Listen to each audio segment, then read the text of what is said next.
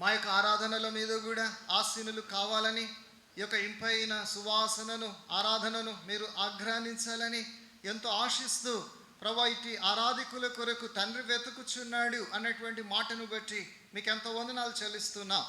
ఉదయకాలం మేము కూడా నీవు కోరినటువంటి ఆరాధన తీసుకొని వచ్చినట్లుగా మాతో మాట్లాడండి. మా హృదయాలను మమ్మల్ని సిద్ధపరచండి. ప్రభువా నీకు ఇష్టమైన ఆరాధన తెచ్చినట్లుగా ఈ సమయాన్ని దీవించండి.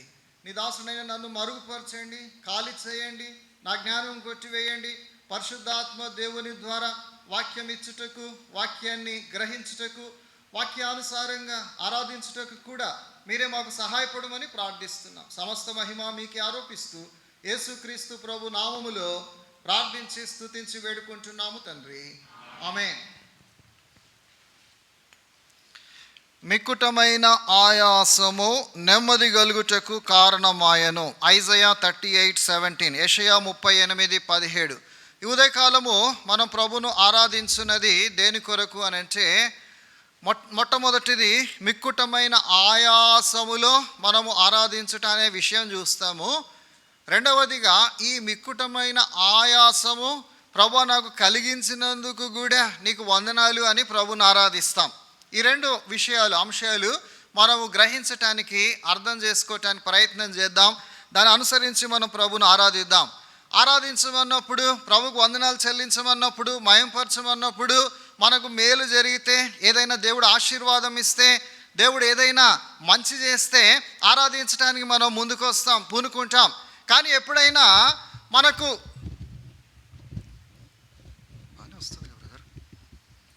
నాకు కనబడదు పైకి పెడితే, ఎప్పుడైనా మనకు అననుకూలంగా జరిగితే, వ్యతిరేకంగా జరిగితే, అంటే దేవుడు ఏదైనా తీసివేస్తే, మనకు చాలా ప్రియమైన వారిని ఎవరినైనా దేవుడు తొలగిస్తే కదా, అప్పుడు ఎంతో బాధ, ఎంతో దుఃఖము వస్తుంది. అలాంటప్పుడు ప్రభుని ఆరాధించమంటే అస్సలు మనసు రాదు. కానీ ఈరోజు మనం ఏం చూస్తామంటే, అటువంటి పరిస్థితుల్లో కూడా మనము ఆరాధించగలుగుతాం. ఎప్పుడు ఆరాధించగలుగుతామంటే, when our faith reaches to such level, మన విశ్వాసము అంత స్థాయికి ఎదిగినప్పుడు, ప్రభు పైన ఆధారపడటము అంతగా మనం నేర్చుకున్నప్పుడు, ఎటువంటి పరిస్థితిలోనైనా మనం ప్రభును ఆరాధించే వారంగా ఉంటాం. మన హృదయాల్లో నుండి ప్రభువా నువ్వు ఏమి చేసినా నీకు వందనాలే అని చెప్తాం. ప్రభువా నీవు నన్ను చంపినను అని అంటాం కదా. ఆ విషయాలు మనము క్లుప్తంగా చూడటానికి ప్రయత్నం చేద్దాం. యోబు గ్రంథం 1వ అధ్యాయం మనకు బాగా తెలుసు. యోబు యొక్క జీవితము. యోబు 1వ అధ్యాయంలో 14వ వచనం నుండి 19వ వచనం వరకు మనం చూస్తే, యోబు జీవితంలో ఒక్కొక్కటి చాలా విషయాలు దేవుడు తొలగించినాడు, దేవుడు తీసేసినాడు. మొట్టమొదట ఆయన ఆస్తి, అంటే ఆ దినాల్లో ఈ యొక్క ఎద్దులు, గొర్రెలు, ఒంటెలు ఇవన్నీ కూడా ఆస్తులుగా ఉండేవి. అవన్నీ కూడా ఒక్కొక్కటిగా దేవుడు తీసివేయటానికి అనుమతించినాడు. సాతాను వాటన్నిటిని తీసేసినాడు. ఆఖరికి 18వ వచనంలో చూస్తే, యోబు యొక్క కుమారులు, కుమార్తెలు కూడా అందరూ ఒక్కరోజే చనిపోయినట్లుగా మనం చూస్తాం. ఈ విషయాలన్నీ యోబుకు తెలుపబడ్డాయి. అప్పుడు ఏమైందంట, 20వ వచనం, యోబు గ్రంథం 1వ అధ్యాయం 20వ వచనం. యోబు భక్తుని యొక్క జీవితం చూడండి. In what situation he is worshipping God, ఎటువంటి స్థితిలో యోబు దేవుణ్ణి ఆరాధిస్తున్నాడు అనే మాట చూస్తాం. 20, అప్పుడు యోబు లేచి తన పై వస్త్రమును చింపుకొని, తల వెంట్రుకలు గొరిగించుకొని, నేల మీద సాష్టాంగపడి నమస్కారము చేసి ఇట్లా నేను నా తల్లి గర్భములో నుండి దిగంబరునై వచ్చి తిని, దిగంబరినై అక్కడికి తిరిగి వెళ్ళేదను. యెహోవా ఇచ్చెను, యెహోవా తీసుకొని పోయెను, యెహోవా నామమునకు స్తుతి కలుగును గాక.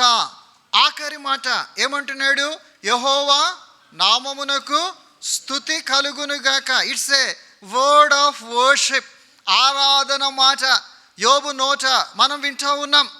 యెహోవా నామమునకు స్తుతి కలుగును గాక. ఎప్పుడు అంటున్నాడు, యెహోవా ఇచ్చెను, యెహోవా తీసుకొని పోయెను.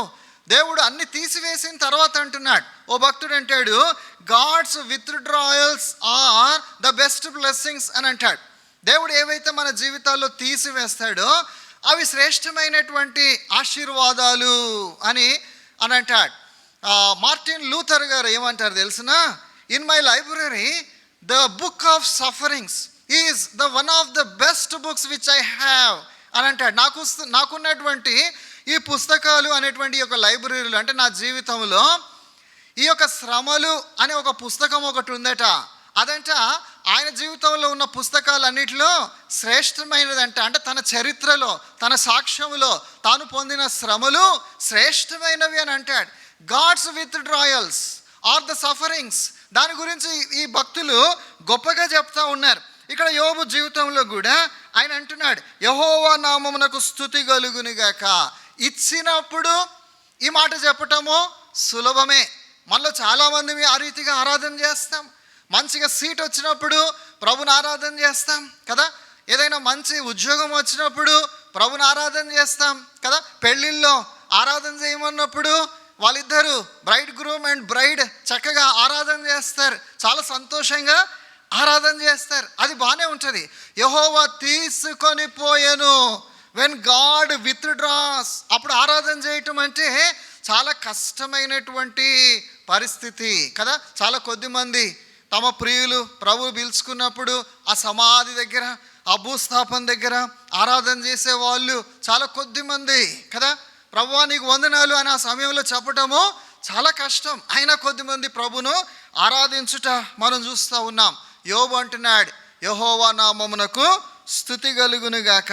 21వ వచనం చూస్తే ఏమంటాడు, నేను నా తల్లి గర్భములో నుండి దిగంబరినై వచ్చి తిని. అంటే ఒక సత్యాన్ని గ్రహిస్తున్నాడు, ఒక ఫ్యాక్ట్, ఒక సత్యం ఆయన గ్రహించుకొని చెప్తా ఉన్నాడు. ఈ లోకానికి వచ్చినప్పుడు నేను దిగంబరిగా వచ్చినాను, తర్వాత దిగంబరిని అక్కడికి వెళ్ళేదను. నేను ఈ లోకంలో ఏవేవైతే కలిగి ఉండినానో, ఏవైతే ఇప్పుడు దేవుడు తీసివేసినాడో అవన్నీ కూడా యెహోవా ఇచ్చెను అనే మాట చెప్తున్నాడు. నేను దిగంబరినై వచ్చి తిని, వీటన్నిటిని యెహోవా ఇచ్చెను. అయితే ఇప్పుడు ఈ సమయంలో ఆ యెహోవాయే తన సార్వభౌమ అధికారమును బట్టి ఆయన తీసివేసినాడు కదా. అది నాకు అర్థం కాదు, నాకు దుఃఖం కలిగిస్తుంది. అయినప్పటికీ యెహోవా నామమునకు స్తుతి కలుగునుగాక. అంటే యోబు దేవుని మీద ఎంత విశ్వాసం కలిగి ఉన్నాడో చూడండి. దేవుణ్ణి ఎంత నమ్మినాడో ఒకసారి అర్థం చేసుకోవటానికి ప్రయత్నం చేయండి. సాతాను అనుకున్నాడు ఈ ఆస్తులు లేక ఈవెన్ పిల్లలు తీసివేస్తే ఆ దేవుణ్ణి దూషించి యోబు వెళ్ళిపోతాడు అనుకున్నాడు. కానీ దూషించినాడా యోబు? లేదు. యెహోవా నామమునకు స్తుతి కలుగునుగాక అని అట్టి పరిస్థితిలో దేవుణ్ణి ఆరాధించినాడు. అంటే యోబు మిక్కుటమైన ఆయాసము అనే ఆ యొక్క పరిస్థితి గుండా ఆయన వెళ్తూ వచ్చినాడు. ఈ మిక్కుటమైన ఆయాసము చివరికి నెమ్మది కలుగుటకు కారణమవుతుంది. కానీ ఆయాసము గుండా వెళ్ళేటప్పుడు యోబుకి అది తెలియదు, మనకు కూడా మన ఆయాసములో ఉన్నప్పుడు మనకు తెలియదు. But we should trust God, we should believe on God. దేవుడు అన్ని ఎరిగియే ఈ మార్గములో నన్ను తీసుకొని వెళ్తా ఉన్నాడు. దేవుని నేను నమ్ముచున్నాను, దేవుని నామమునకు స్తుతి కలుగునుగాక అని మనం ప్రభును ఆరాధించే వారంగా ఉండాలా.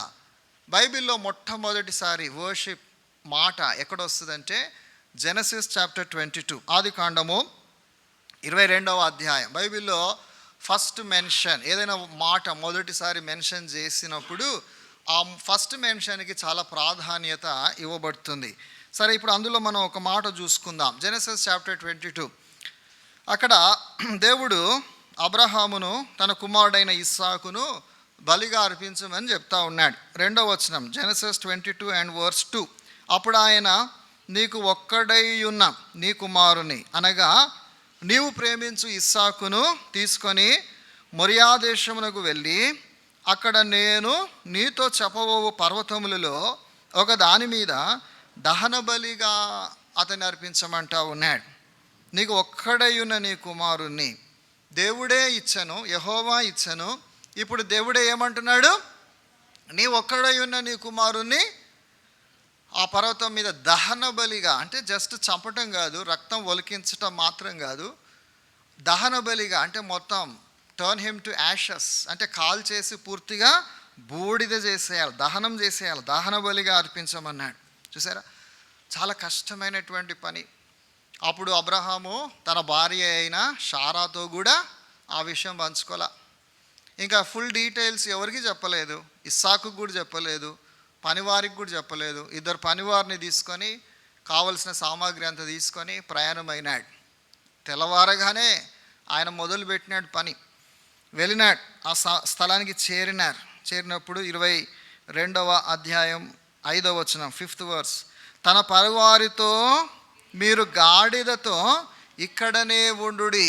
పనివారిని కూడా అక్కడ కిందనే, ఆ పర్వతం కిందనే వారిని ఉంచేసి నేనును ఈ చిన్నవాడును అక్కడికి వెళ్ళి దేవునికి మ్రొక్కి. ఇక్కడ మ్రొక్కి అనే మాట, వర్షిప్ అనే మాట ఫస్ట్ టైం బైబిల్లో మొట్టమొదటిసారి ఇక్కడే వచ్చింది. కాబట్టి దేవునికి మ్రొక్కి, దేవుణ్ణి ఆరాధించి మరలా మీ యొద్దకు వచ్చేదము అని అంటా ఉన్నాడు. అంటే దేవుణ్ణి ఆరాధిస్తూ ఉన్నప్పుడు ఎట్టి స్థితిలో ఆరాధిస్తున్నాడు, ఎట్టి పరిస్థితిలో ఆరాధిస్తున్నాడు. Just let us try to look at the heart of Abraham. Abraham యొక్క హృదయాన్ని చూద్దాం. అబ్రహాం హృదయంలో ఆవేదన చూద్దాం, ఆ బాధ చూద్దాం కదా. ఎంత దుఃఖం, ఎంత ఏడుపైన హృదయంలో ఉంది, ఒకసారి తొంగి చూడటానికి ప్రయత్నం చేద్దాం. మిక్కుటమైన ఆయాసము అనే దాని గుండా అబ్రహాం వెళ్తూ ఉన్నాడు కదా. ఎన్నో ఏళ్ళు దేవుడు ఒక వాగ్దానం చేస్తే ఆ వాగ్దానం నెరవేర్పు కొరకు ఎదురు చూసినాడు కదా. అబ్రహాం జీవితంలో ఇవన్నిటి కారణం ఏంటి తెలిసిన? స్టెఫెన్ చెప్తాడు, మహిమగల దేవుడు అబ్రహామునకు ప్రత్యక్షమైనాడు. He was among the idols.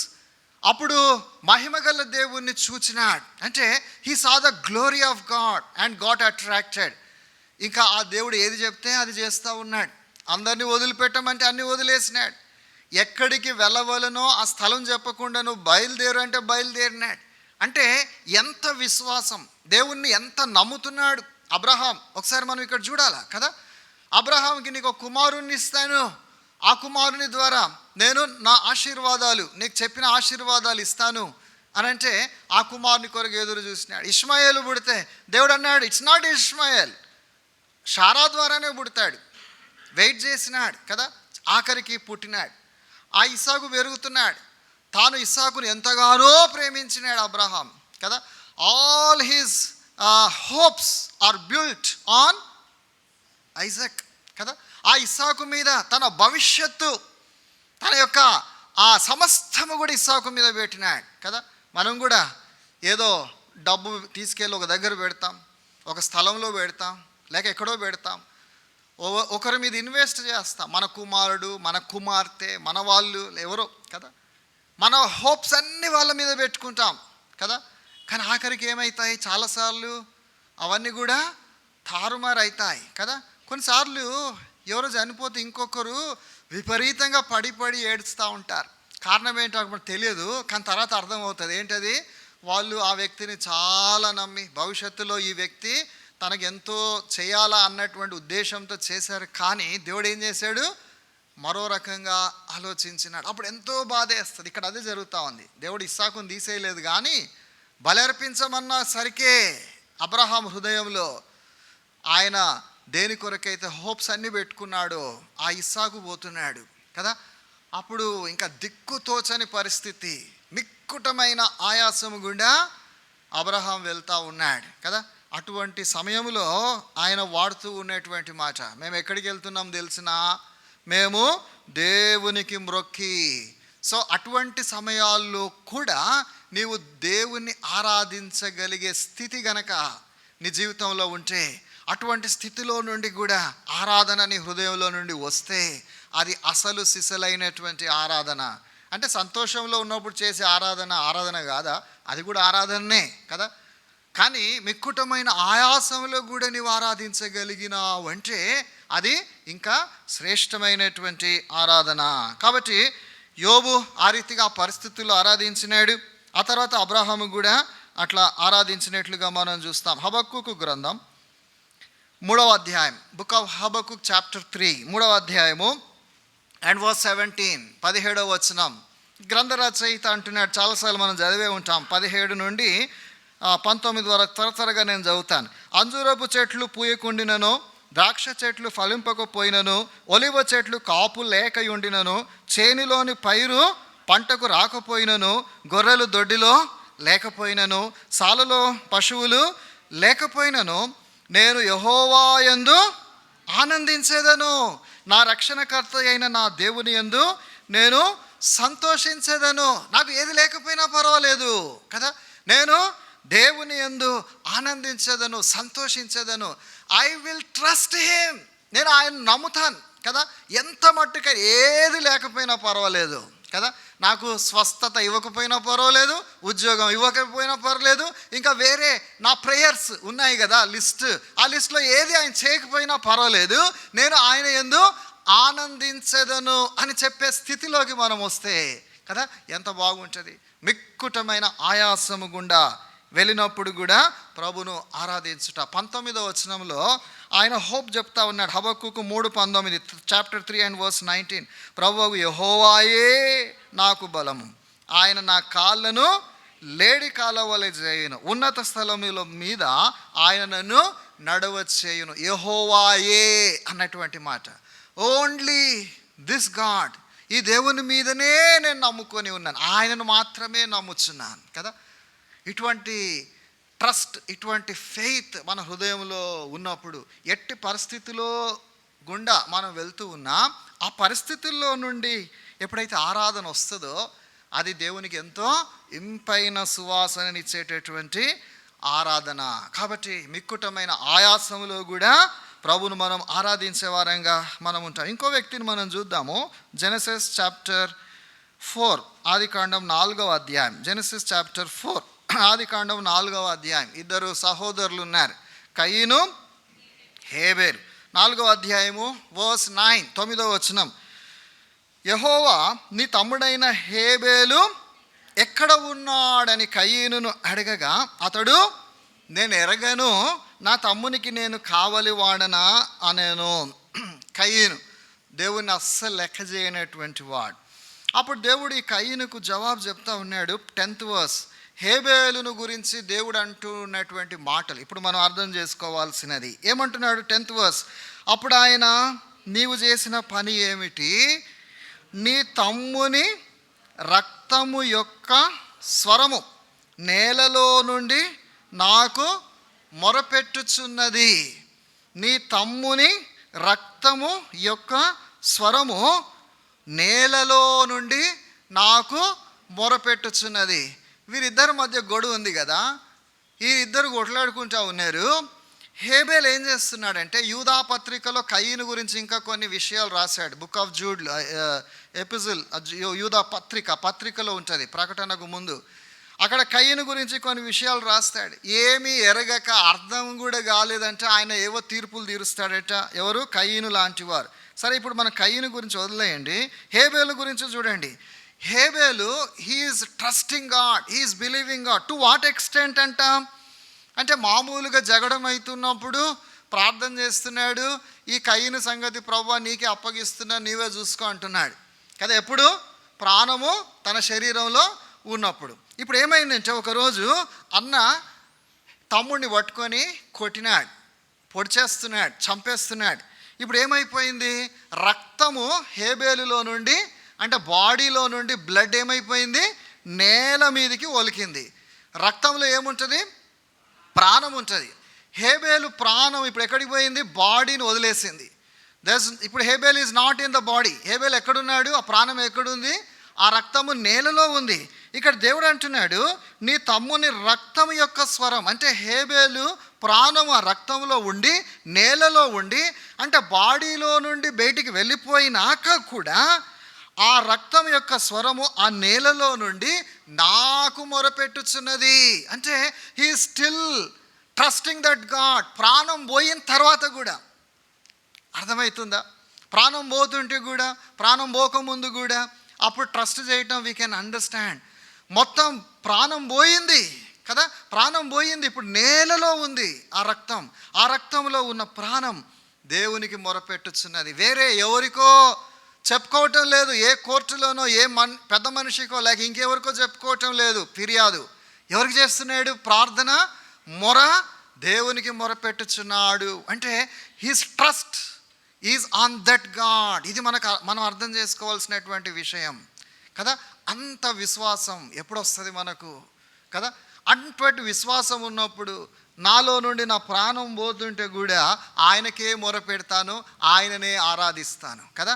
యోబు చెప్పినట్లుగా యెహోవా ఇచ్చను, యెహోవా తీసుకొని పోయాను, యెహోవా నామమునకు స్తుతి కలుగునుగాక. ఆయనను మాత్రమే మనము ఆరాధిస్తాం. సో మిక్కుటమైన ఆయాసము, ఈ యొక్క హేబేలు కూడా మిక్కుటమైన ఆయాసము గుండా పోయినాడు.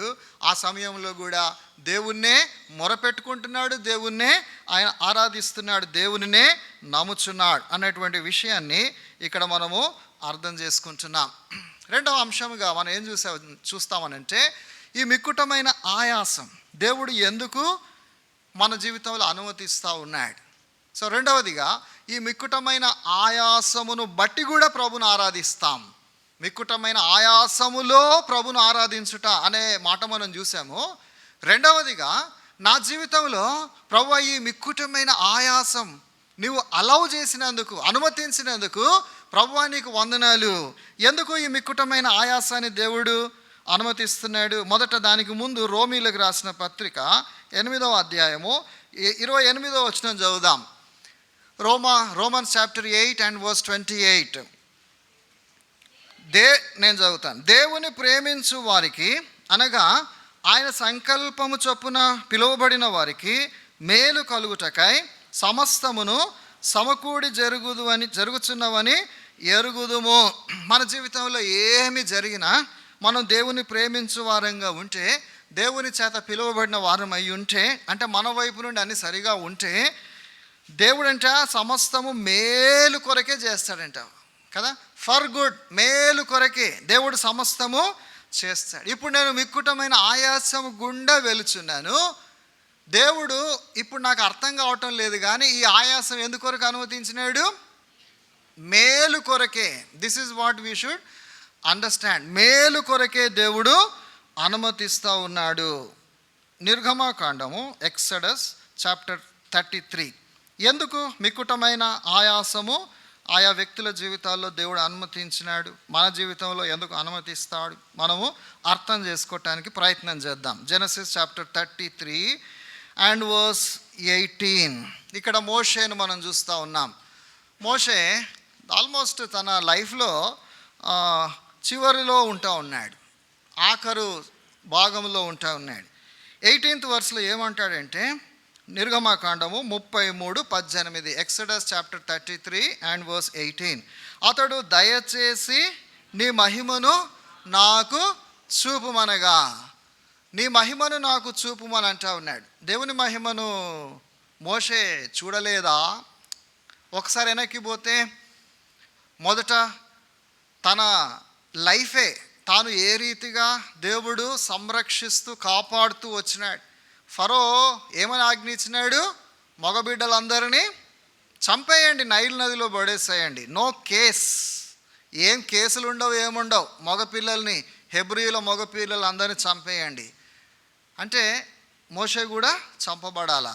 ఎంత మిరక్కల్గా మోషేని దేవుడు కాపాడినాడు. ఆఖరికి ఏ ఇంటి నుండి ఈ మోషే చంపబడాలని ఆజ్ఞ వచ్చిందో ఆ ఇంటిలో మోషే పెంచబడ్డాడు. ఎవరి చేతితో ఆ శాసనం సంతకం చేయబడిందో ఆ ఫరో ముందర పెరిగినాడు. బహుశా ఫరో ఎత్తుకొని ఉంటాడు కదా. ఆ ఫరో ముందర మోషే వాట్ ఈస్ ఛాలెంజింగ్, ఏమయ్యింది నీ సంతకం అంటున్నాడు. ఎవరు? మోషే. This is the miracle of God కదా. అందులో దేవుని మహిమ మోషే చూడలేదా? హౌ హీ ఈస్ ప్రొటెక్టెడ్ కదా. ఆ ఫరో ఇంట్లోనే పెరిగినాడు కదా.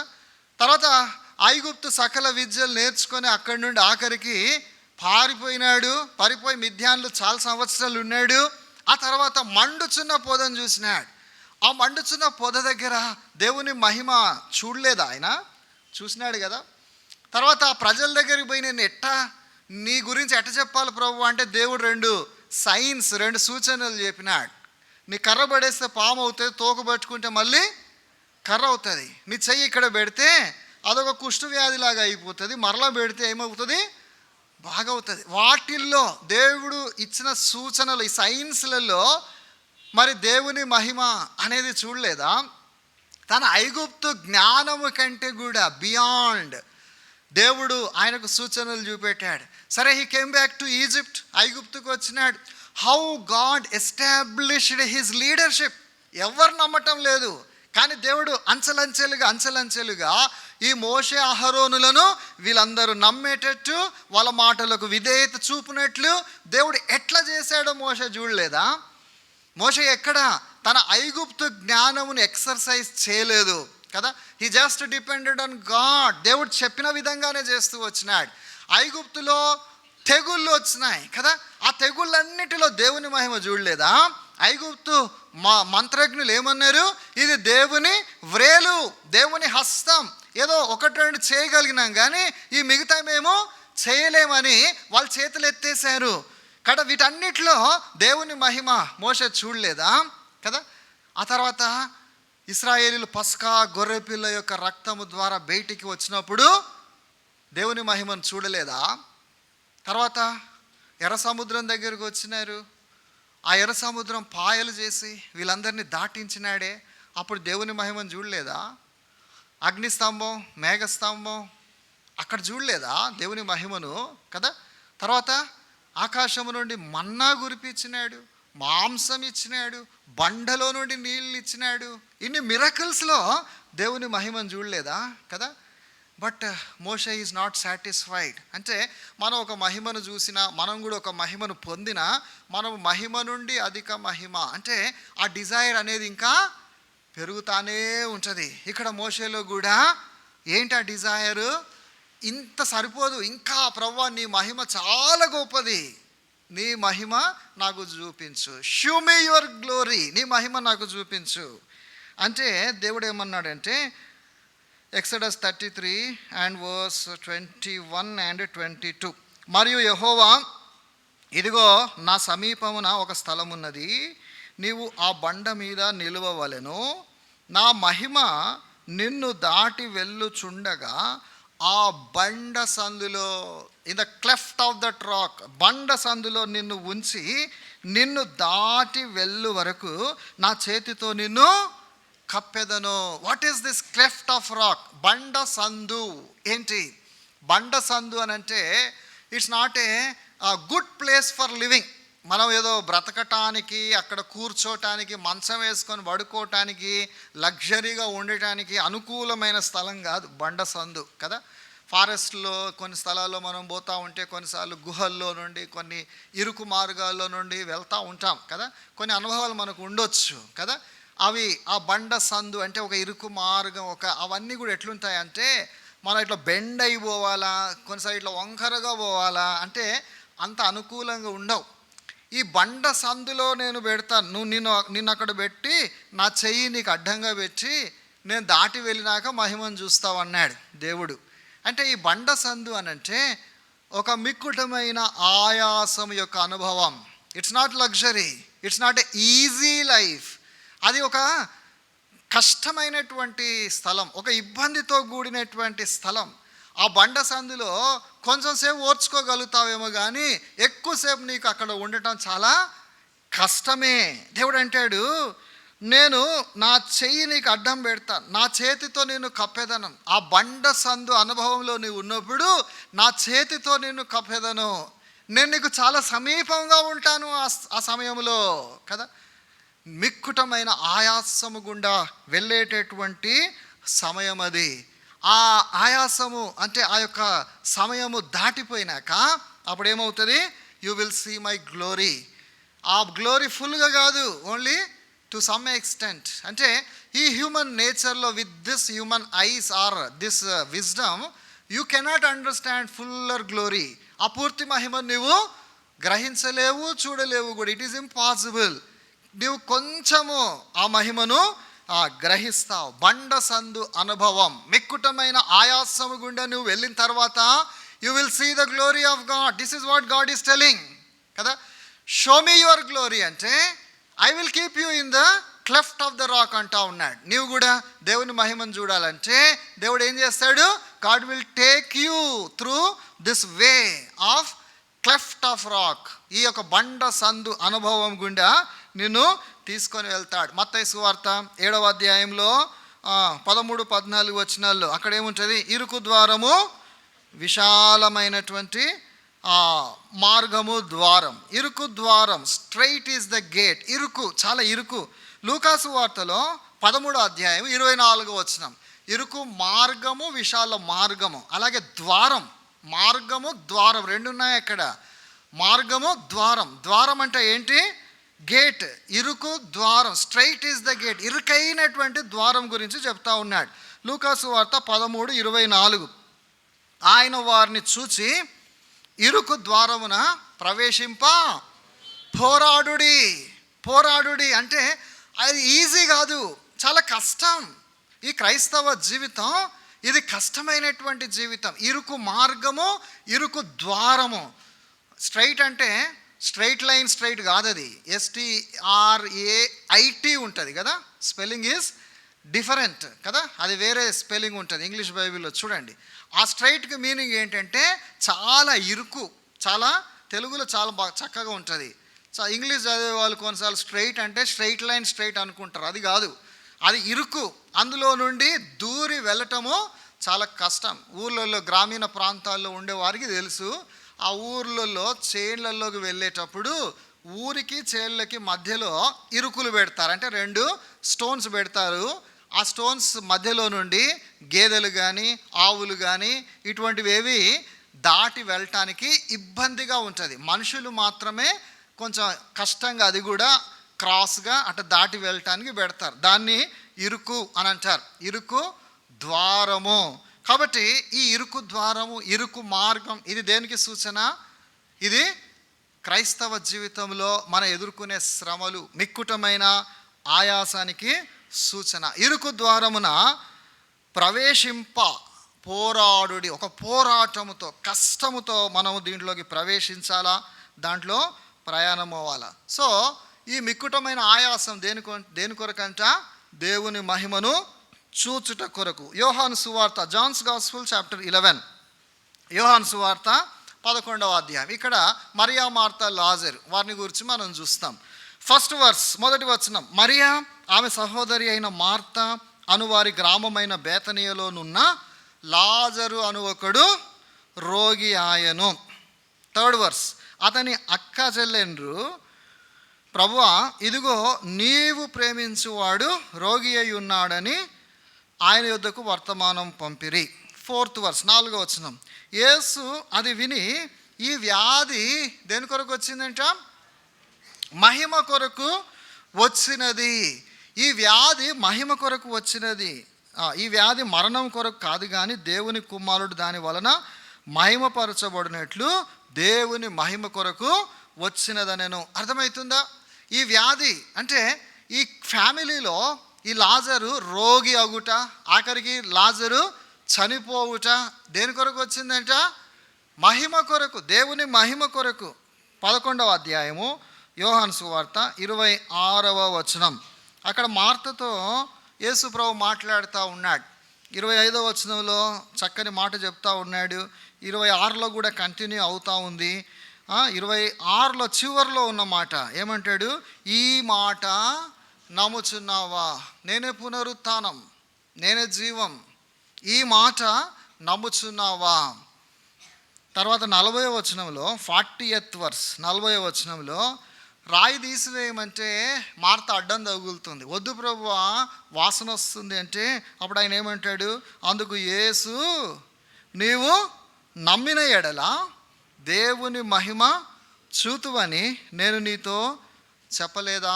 అంటే 26వ వచనంలో అప్పుడు ఏం చెప్పినాడు యేసు ప్రభు? ఈ మాట నమ్ముచున్నావా? నీవు నమ్మిన ఎడల దేవుని మహిమ చూతువు అని చెప్పినాడు. అంటే ఆ మాట అక్కడ రాయబడలేదు, ఇక్కడ 40వ వచనంలో మెన్షన్ చేస్తూ ఉన్నాడు. నేను నీతో చెప్పలేదా? నీవు నమ్మిన ఎడల దేవుని మహిమ చూతువు అని నేను చెప్పలేదా? ఈ వ్యాధి మరణం కొరకు వచ్చినది కాదు, దేవుని మహిమ కొరకు. అంటే నీవు దేవుని మహిమను చూడాలని వచ్చినది. అర్థమవుతుందా? మోషే కోరుకున్నాడు, lord shoe me your glory, నీ మహిమ నాకు చూపించు కదా. ఈ కుటుంబానికి కూడా, ఆ కుటుంబం చుట్టూ ఉన్న ప్రజలకి దేవుడు తన మహిమను చూపించగోరినాడు. దేవుని మహిమ ఎట కనబడుతుంది? When you are your family goes through this experience, మిక్కుటమైన ఆయాసము అనే అనుభవం గుండా నీవు వెళ్తూ ఉండేగా కదా, నీ కుటుంబం వెళ్తూ ఉండేగా ప్రజలు గమనిస్తూ ఉన్నారు, చూస్తూ ఉన్నారు కదా. A time will come after 4 days he will say my time has come, నా సమయం వచ్చినది అని అంటాడు. కానాలో నీళ్ళని ద్రాక్షారసం మార్చడానికి అమ్మా నా సమయం ఇంకను రాలేదు అని అంటాడు. ఇక్కడ కూడా ఆయన అక్కడే ఇంకా 2 దినములు ఆగిపోయినాడట. After 2 days he started his journey, for 4 days he walked కదా. చాలా ప్రయాణం చేస్తూ వచ్చినాడు, 4 దినాలు నడిచినాడు. లాజర్ చనిపోయినాక 4 దినాలు నడిచి 4వ దినం వచ్చినాడు. మార్త అంటుంది 4 దినములు అయినది చనిపోయి కదా, సమాధి చేసేసి 4 దినాలు అయిపోయింది, అప్పుడు వచ్చినాడు. ఎందుకు 2 days డిలే చేసినాడు? ఎందుకు ఈ 4 days వచ్చినాడు అని అంటే ఆయన సమయం ఇంకా రాలేదు. నీ జీవితంలో కూడా మిక్కుటమైన ఆయాసము గుండా నువ్వు వెళ్తూ ఉండొచ్చు. అయితే దేవుడు in his time he makes all things beautiful. ఆయన తన సమయంలో సమస్తమును బాగుగా చేయువాడు కదా. కాబట్టి ఈ మిక్కుటమైన ఆయాసము నీ జీవితంలో దేవుడు అనుమతించినందుకు ఇప్పుడు నీకు అర్థం కాకపోయినా ఇప్పుడు నువ్వు ఏం చేయాలా? ప్రభువా నీకు వందనాలు, ఈ ప్రతి అనుభవంలో నుండి I could able to see your glory, a glimpse of your glory, నీ యొక్క మహిమను కొంత మట్టుకు నేను చూడగలుగుతున్నాను. కాబట్టి ప్రభువా నా జీవితంలో ఈ మిక్కుటమైన ఆయాసం అనుమతించినందుకు ప్రభువా నీకు వందనాలు అని ప్రభువును మనము స్తుతించే వారంగా, ఆరాధించే వారంగా మనం ఉండాలి. అర్థమవుతుందా? మిక్కుటమైన ఆయాసములో ప్రభువును ఆరాధించాలి, మిక్కుటమైన ఆయాసము అనుమతించినందుకు కూడా ప్రభువును మనము స్తుతించాలి. బుక్ ఆఫ్ జోనా, యోనా గ్రంథం, మరొక విషయం చూద్దాం. అక్కడ యోనా గ్రంథము, యోనా దేవుని సేవకుడు, యోనా దేవుని చేత ఏర్పరచుకొనబడిన వాడు. ఈ యోనా మనందరికీ కూడా సాదృశ్యం. మనమందరం కూడా దేవుని ద్వారా ఏర్పరచుకోబడ్డాం. మనందరికీ కూడా దేవుడు ఒక పిలిపిచ్చినాడు. మనందరికీ తెలుసు కదా, ప్రయాసపడి భారం మోసుకొనుచున్న సమస్తమైన వారులారా నా యొద్దకు రండి అన్నాడు. It's a call for salvation. 29th verseలో, మాథ్యూ 11:28లో ఈ మాట ఉంటుంది. 29th ఏముంటుంది? మీ మీద నా కాడి ఎత్తుకొని నా యొద్ద నేర్చుకొనుడి, నా కాడి సులువైనది అంటాడు. అంటే కాడి 2 సార్లు వచ్చింది అన్నమాట. కాడి దేనికి సూచన? Call for service. When God has called you for salvation, he also called you for his service. హస్త నిక్షేపణ బాప్తిస్మ సమయంలో అప్పుడు ఎక్కువగా చెప్పబడుతుంది ఏమని? మీలో ప్రతి ఒక్కరికి దేవుడు తలాంతు వరమును ఇచ్చినాడు.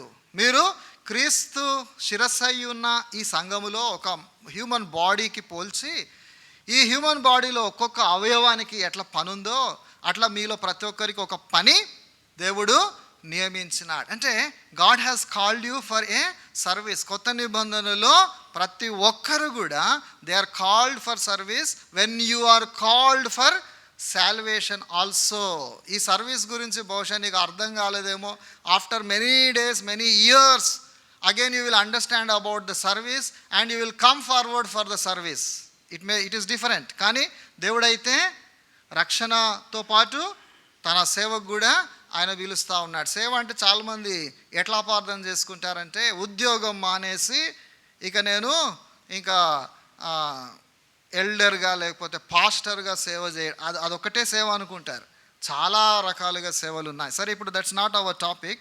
ఇక్కడ యోనా దేవుని సేవకుడు. మనమందరం కూడా కృత నిబంధనలో దేవుని సేవకు పిలువబడుతూ ఉన్నాం. అయితే మొదటి అధ్యాయం 1వ వచనంలో 2వ వచనంలో దేవుడు యోనాకు చెప్పినాడు, నీనవేకి వెళ్ళి వాళ్ళకి సువార్త ప్రకటించుము అన్నాడు. మనకు కూడా చెప్పినాడు, సర్వలోకమునకు వెళ్ళి సర్వ సృష్టికి సువార్త ప్రకటించుము అంటే యోనా ఏం చేసినాడు? He forgot his call, he forgot his service కదా.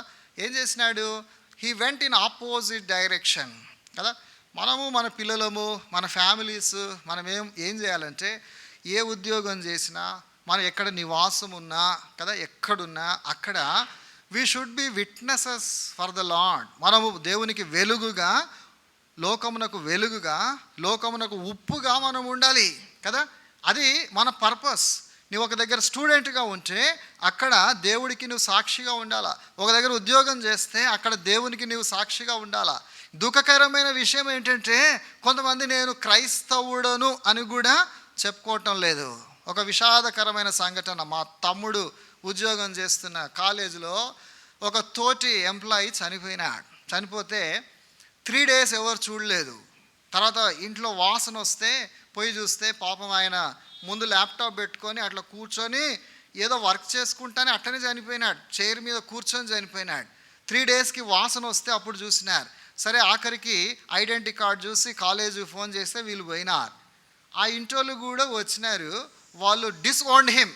అయితే అప్పుడు వీళ్ళు కాలేజ్ కొలీగ్సే మనమే సమాధి చేద్దామని ఆ పోలీస్ రిచువల్స్ అయిపోయినాక తీసుకెళ్ళి ఏం చేసినారు, కాల్ చేసినారు. ఆ బాడీని కాల్ చేసి బూడిద చేసినారు.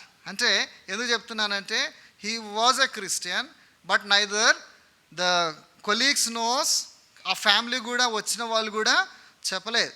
కాల్ చేసినారు. వాళ్ళు కూడా చూస్తూ ఉన్నారు. ఆ ఫ్యామిలీ మెంబర్స్ 2 వచ్చినారు, సిస్టర్ అండ్ ఇంకొక అతను వచ్చినారు. అయిపోయింది. ఆ తర్వాత ఏదో జ్ఞాపకార్థంలాగా ఒక మీటింగ్ పెడదాం అంటే ఈ కొలీగ్స్ అంతా డబ్బులు వేసుకున్నారు. ఆ డబ్బులు ఖర్చు అవ్వలేదు, చాలా మిగిలిపోయినాయి. ఏదో అనాథ ఆశ్రమానికి పోయి అక్కడ ఏదో భోజనం పెట్టి అది అవగొట్టేద్దామని అనుకుంటే అప్పుడు ఆ ఫ్యామిలీ మెంబర్స్ మెసేజ్ పంపినారు. ఏంటంట, వాళ్ళ ఊరిలో ఈయనకు జ్ఞాపకార్థ కూటం పెట్టినారట. టైటిల్ ఏం పెట్టినారు, నీతిమంతుని జ్ఞాపకం చేసుకొనుట. అక్కడ చావేం చేసినారు, కాల్ చేసినారు. చేసింది ఎవరు, main head of the department, మా తమ్ముడు ఒకరు, ఇంకొకరు, 3 కూడా క్రిస్టియన్స్.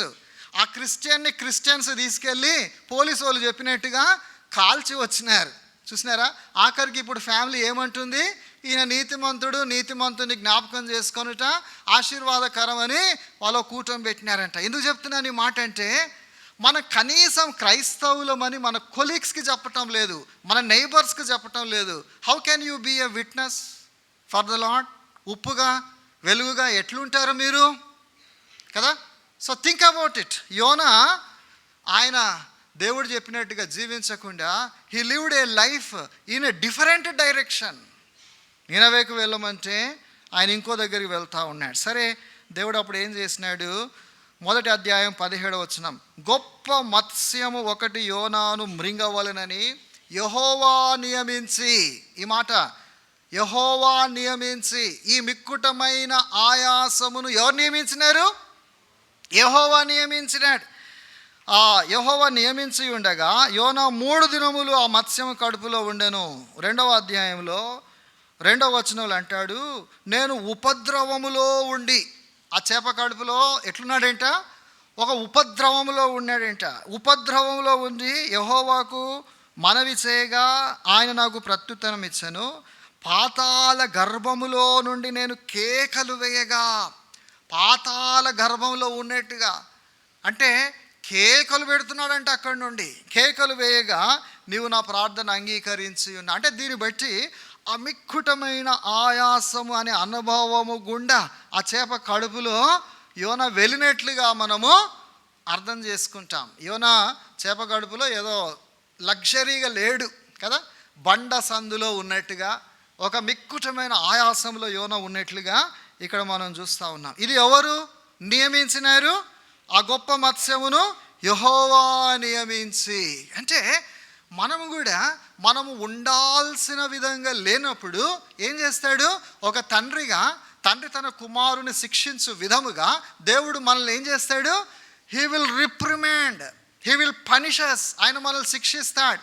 దేవుడు మనల్ని శిక్షించకపోతే మనము దుర్బీజులమే కానీ కుమారులము కాదు అని అంటాడు. మనం తప్పు చేసినప్పుడు మనల్ని పనిష్ చేసి మరలా రైట్ డైరెక్షన్లో తీసుకొస్తాడు. యోనాను కూడా దేవుడు అదే అనుభవం గుండా తీసుకెళ్ళి 2వ అధ్యాయం 10వ వచనం చూడండి. 2వ అధ్యాయం 10వ వచనం, యోనా 2:10. అంతలో యెహోవా మత్స్యమునకు ఆజ్ఞ ఇయ్యగా. ఎవరిచ్చారు ఆజ్ఞ? యెహోవా మత్స్యమునకు ఆజ్ఞ ఇయ్యగా. యెహోవా మత్స్యమును నియమించినాడు. యెహోవా మత్స్యమునకు ఆజ్ఞ ఇయ్యగా అది యోనాను నేల మీద కక్కివేసెను. ఇప్పుడు 3rd chapter 1st verse. అంతటా యెహోవా వాక్కు రెండవ మారు యోనాకు ప్రత్యక్షమై సెలవిచ్చినదేమనగా, సేమ్ వర్క్ మళ్ళా యోనాకు దేవుడు అప్పగిస్తూ ఉన్నాడు. మన జీవితంలో కూడా మనము ఎప్పుడైతే మన కాల్, మన వర్క్ మనం మర్చిపోతామో కదా, లోకంలో పడిపోతామో, పాపంలో పడిపోతామో కదా, మనము ఏం చేయాలి ఎరగక మనము ఒక ఎయిమ్లెస్ లైఫ్ జీవిస్తామో, అప్పుడు దేవుడు ఏం చేస్తాడు? మిక్కుటమైన ఆయాసము గుండా మనల్ని తీసుకెళ్ళి he will restore us back. ఏ పని అయితే మొదట అప్పచెప్పినాడో మరలా అక్కడ తీసుకొచ్చి అగైన్ డూ దట్ జాబ్ అని మరలా సెకండ్ ఛాన్స్ ఇస్తూ ఉన్నాడు. రెండవ మారు అనే మాట, అనదర్ ఛాన్స్ కదా. సామెతలు 24:16 ఉంటుంది, నీతిమంతుడు 7 మార్లు పడినను మరల లేస్తాడంట. ఎందుకు? దేవుడు అంటే 7 అవకాశాలు ఇస్తూ ఉన్నాడు అన్నట్టుగా ఇక్కడ మనకు కనబడుతుంది. అట్లాగే మత్తయి 18లో నీ సహోదరుని ఎన్నిసార్లు క్షమించాలి అంటాడు? 77 మార్లు క్షమించమని. అంటే దేవుడు ఇన్ని అవకాశాలు ఇస్తూ ఉన్నాడు. అయితే రక్షణ పొందిన తర్వాత ఇవన్నీ అట్లా లైట్గా తీసుకోడు దేవుడు. ఏం చేస్తాడు? ప్రతిసారి ఒక అనుభవం గుండా తీసుకెళ్ళి ఒక పాఠం నేర్పించి అగైన్ ఈ విల్ బ్రింగ్ అస్ బ్యాక్. శ్రమ పడేది 2 రకాలట. ఒకటి దేవుడు తన సార్వభౌమ చిత్తాన్ని బట్టి యోబుకు అనుమతించినట్లుగా ఆయన మిక్కుటమైన ఆయాసము అనుభవిస్తాడు. రెండవది బికాజ్ ఆఫ్ అవర్ ఫాలీ, మనం చేసే బుద్ధిహీనపు పనులను బట్టి, లేక మనము ఎంచుకొని కొన్ని చేస్తాం కదా, దాన్ని బట్టి మనము ఈ మిక్కుటమైన ఆయాసము అనే అనుభవం కూడా వెళ్తాం. కాబట్టి యోనా ఈ యొక్క మిక్కుటమైన ఆయాసము అనే చేప కడుపులో ఆ యొక్క అనుభవాన్ని పొందినాడు.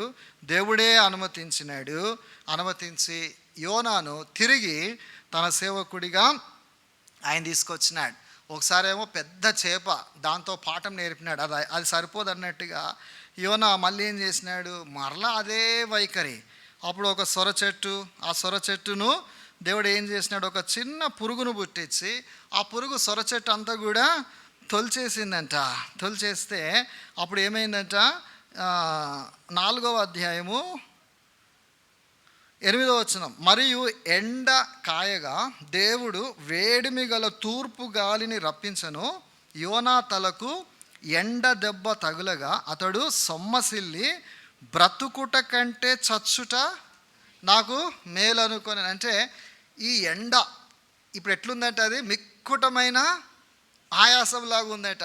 సోర చెట్టు ఎండిపోగానే ఆ ఎండకి మిక్కుటమైన ఆయాసాన్ని ఒక లోవర్ లెవెల్లో, అంటే వెన్ కంపేర్ టు ఆ యొక్క మత్స్యం కడుపులో ఉన్న దాంతో పోలిస్తే ఇక్కడ కొంచెం లోవర్ లెవెల్ కావచ్చు, బట్ ఇది కూడా ఒక అనుభవమే. అయితే ఆ సొర చెట్టు ఒక చిన్న పురుగుతో దేవుడు ఏం చేసినాడు? అక్కడ కూడా ఒక చిన్న పాఠము యోనాకు నేర్పించినట్లుగా మనం చూస్తాం. కాబట్టి మన జీవితాల్లో కూడా ఈ మిక్కుటమైన ఆయాసం అది ఏం చేస్తుంది? మనల్ని it will restore us back. ఇంకా అట్లా చూస్తే ఇంకా చాలా విషయాలు ఉన్నాయి. పౌలు అంటాడు, ఒక ముళ్ళు ఉందంట, ఆ ముళ్ళుని తొలగించమంటే ముమ్మారు వేడుకుంటే దేవుడు అంటాడంట, నా కృప నీకు చాలును అని అంటాడు. అక్కడ పౌలు ఏమంటాడంటే 2వ కొరింథీ 12వ అధ్యాయం 12th chapter 12వ అధ్యాయము 7వ వచనం 7th verse 12:7. 2వ కొరింథీ 12:7, నాకు కలిగిన ప్రత్యక్షతలు బహు విశేషముగా ఉన్నందున నేను అత్యధికముగా హెచ్చిపోకుండు నిమిత్తం. అంటే ఈయన ఇంకేం తప్పు చేయకుండు నిమిత్తం, ప్రికాషనరీగా, భవిష్యత్తులో పడిపోకుండు నిమిత్తం అన్నట్టుగా ఇక్కడ మనం చూస్తూ ఉన్నాం. ఒక మిక్కుటమైన ఆయాసం, ఒక ముళ్ళు ఆయన జీవితంలో పెట్టినాడు. ప్రభువా, నా జీవితంలో కూడా నువ్వు పెట్టిన ఈ మిక్కుటమైన ఆయాసమును బట్టి నీకు వందనాలు ప్రభువా. ఈ మిక్కుటమైన ఆయాసాన్ని బట్టి నీ మహిమను చూస్తున్నాను. నేను తొలగిపోయినప్పుడు ఈ మిక్కుటమైన ఆయాసము నన్ను తిరిగి సమకూర్చేదిగా ఉన్నందుకు వందనాలు. 3వదిగా, ఈ మిక్కుటమైన ఆయాసాన్ని బట్టి పౌలులాగా నేను పడిపోకుండా నిమిత్తం ముందుగానే దీని ద్వారా నీవు నన్ను ఆత్మీయంగా బలపరుస్తున్నావు, దీనికై వందనాలు. ఉదయకాలం దేని కొరకు ఆరాధించాలి? 2 విషయాలు చూసినాం. మిక్కుటమైన ఆయాసములో ఆరాధించుట మొదటి భాగము. రెండవది ఏం చూసాము? నా జీవితంలో నీవు అనుమతించిన ఈ మిక్కుటమైన ఆయాసాన్ని బట్టి ప్రభువా నీకు వందనాలు. ఈ మాటలను ఆధారం చేసుకొని పరిశుద్ధాత్మ దేవుడు మిమ్మల్ని నడిపించిన విధానములో ఆత్మతో సత్యముతో ప్రభుని ఆరాధిద్దాం. దేవుడి వాక్యాన్ని దీవించునుగాక.